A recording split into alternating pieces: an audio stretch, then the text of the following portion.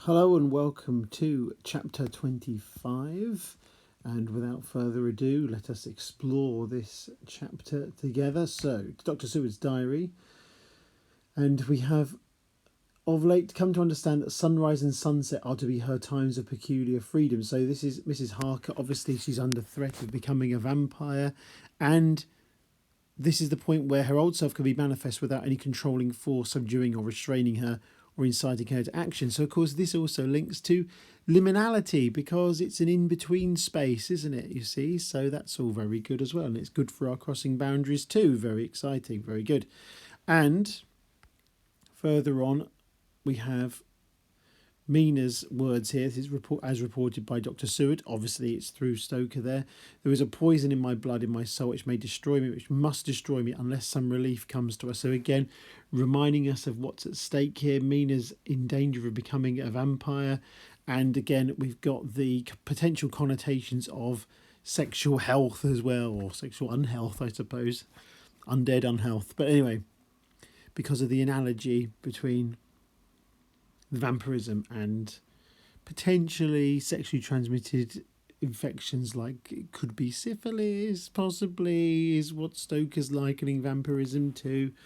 But we've discussed this before, so we will press on. And on this page I had highlighted, "You must promise me, one and all, even you, my beloved husband, that should the time come, you will kill me."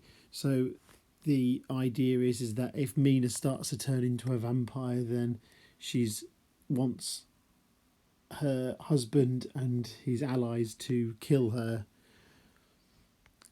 "When I am thus dead in the flesh, then you will, without a moment's delay, drive a stake through me and cut off my head." Again, this is an anaphoric reference back to Lucy, remember, as well, her friend. So Stoker is shown us what happens when a young woman goes through this process, and now we're seeing the same things happening with Mina, and Mina's own heroism and selflessness is saying, "You must kill me to stop me from becoming a vampire, if that is what is necessary. For if I am only doubtful, I shall take it that the time has come." So that sense of heroism there as well. So this is, in this case, Quincy's basically the first to say, "Yeah, I'll do it." I should have done the voice actually as well. "For if I am only doubtful, I shall take it that the time has come." So Quincy's a no-nonsense type of guy, so he's willing to do what needs to be done first, but the others also say it as well. "Think, dear, there have been times when brave men have killed their wives and their womenkind to keep them from falling into the hands of the enemy." So that's a kind of historic reference. It also links to the idea of Dracula's medieval origin as a character as well, like the idea that he dates back into the brutality of medieval times, and that's the kind of desperate act that someone might do in that time. I've highlighted this as well because we've got what are known as, what Stoker does here is actually, he wouldn't have known the term because it didn't exist when he wrote it, but the use of non-fluency features here to show Jonathan Harker's emotional instability and breakdown as well. So when you've got repetition here, this is to represent stuttering, isn't it, as well? I cannot go on. Words and the voice fail me. So again, it's these non-fluency features to create a sense of realism, and again, the heightened emotion you can link to melodrama and all those ideas as well. Again, that we've discussed a lot in the past. It's been a long journey, these videos, but it's been enjoyable. But we are approaching the end, but not quite yet. There's a bit more to go. So you remember about the hypnotism and hypnotizing Mina so they can connect to Dracula and work out where he is. Nothing, all is dark into the second. I can hear the waves lapping against the ship and the water rushing by.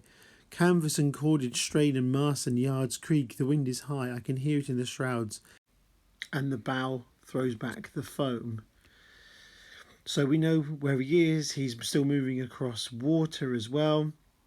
And Lord Godalming has been tracking them with telegrams. Well, he's been having a company track them with telegrams, or track the Tsarina Katerin as well.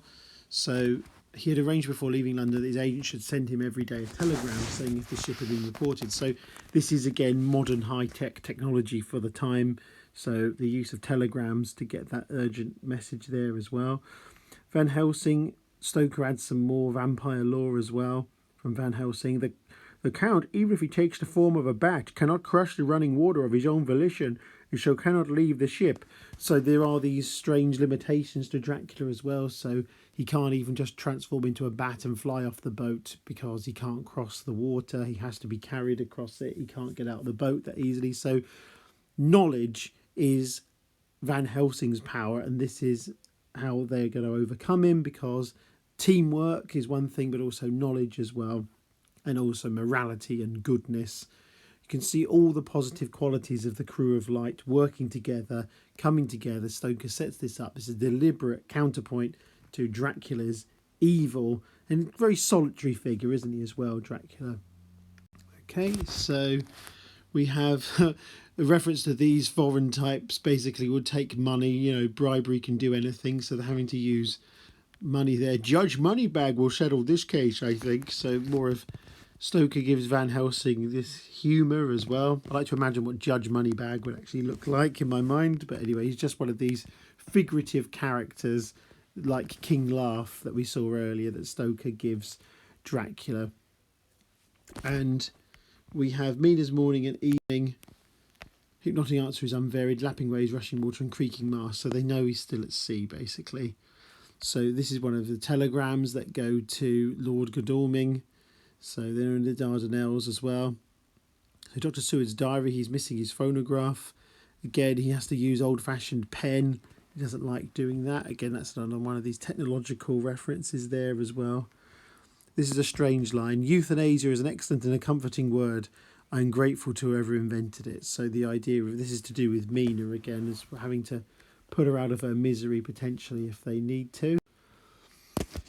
This is an interesting one. The Gurkha knife that Jonathan Harker has, two lightsabers there, is an interesting knife in particular because it's from Nepal. It's used by the Gurkhas, who are part of the British Army to this very day.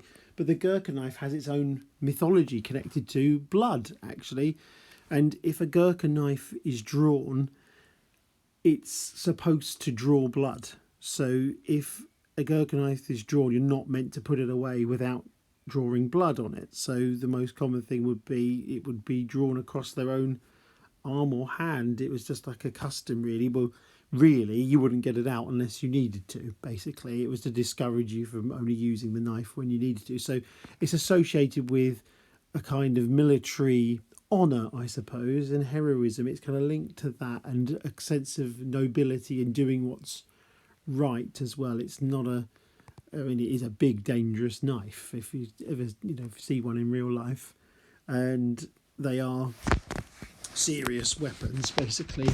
But they do have this mythology attached to them, which I thought was interesting, and that's the knife that Harker's ended up with. And it's a good one for crossing boundaries as well, because Harker ends up as a more dynamic, heroic figure than the broken version that we saw, the terrified, broken version that we saw at the start of the novel. So I like that little reference there. It's one I'd forgotten, actually. And we have more references about where they're travelling. So the ship's being tracked through the telegrams.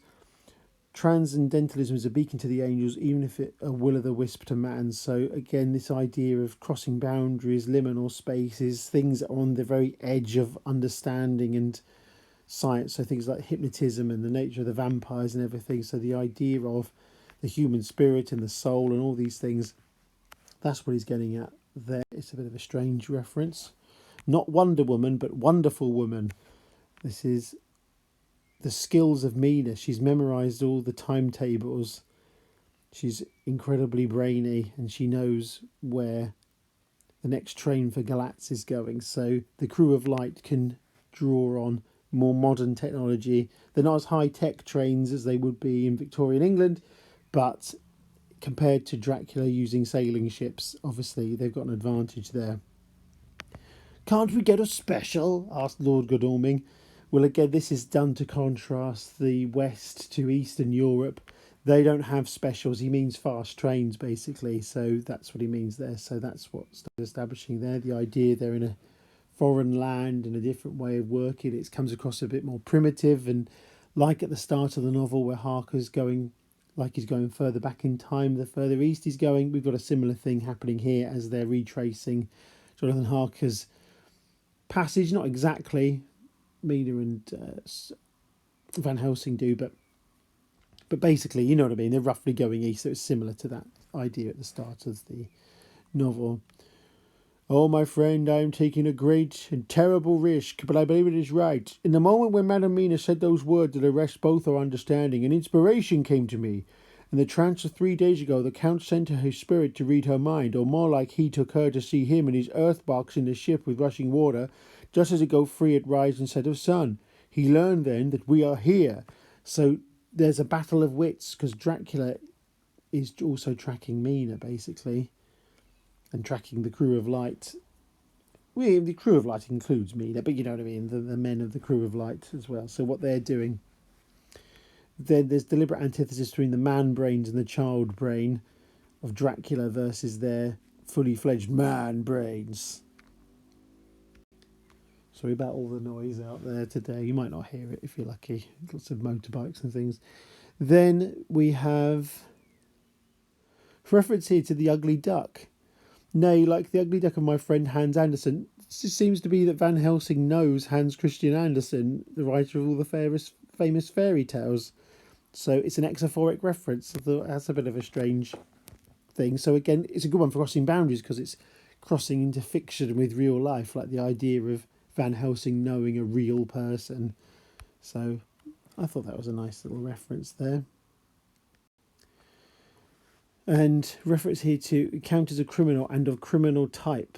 This refers to two Victorian era positivists who tried to apply scientific principles to the social world, the social analysis. And so he would be classed as a criminal. So again, establishing Dracula's villainy. And where do we go? So then as a criminal, he is selfish. And as his intellect is small, his action is based on selfishness, he confines himself to one purpose.